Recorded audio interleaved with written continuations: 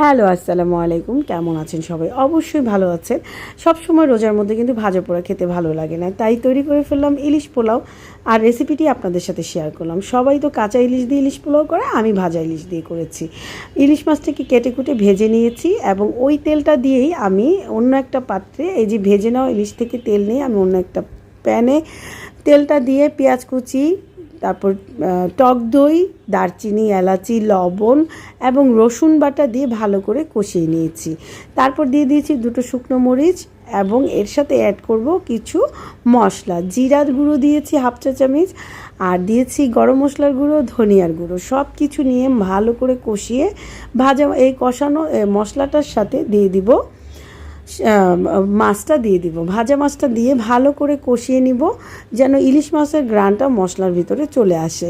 যেহেতু আমার পানিটা একটু শুকিয়ে গিয়েছে, তাই এর জন্য আমি এটাতে সামান্য একটু পানি অ্যাড করে দিয়েছিলাম যেন মাছটাকে ভালো করে কষিয়ে নিতে পারি।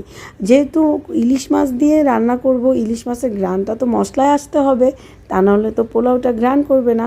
আর যখন কিনা মাছটা কষানো হয়ে যাবে, তখন একটা পাত্রে সুন্দর করে মাছটা উঠিয়ে নেব যেন রান্না করার সময় ভেঙে না যায়। আর এদিকে অন্য একটা জায়গায় আমি কিছু গাজর কুচি করে নিয়েছি, পোলাওর চালের সাথে ধুয়ে নিয়েছি।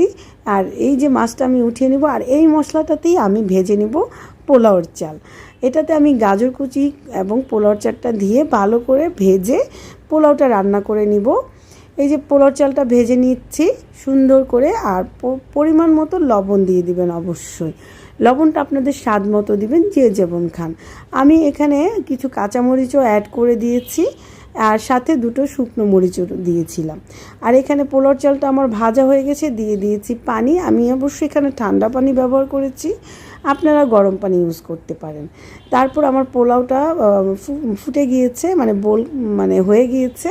আমি আদা সিদ্ধ হয়েছে পরে এর মধ্যে ইলিশ মাছ দিয়ে দিয়েছি, ভেজে রাখি ইলিশ মাছটা দিয়ে দিলাম।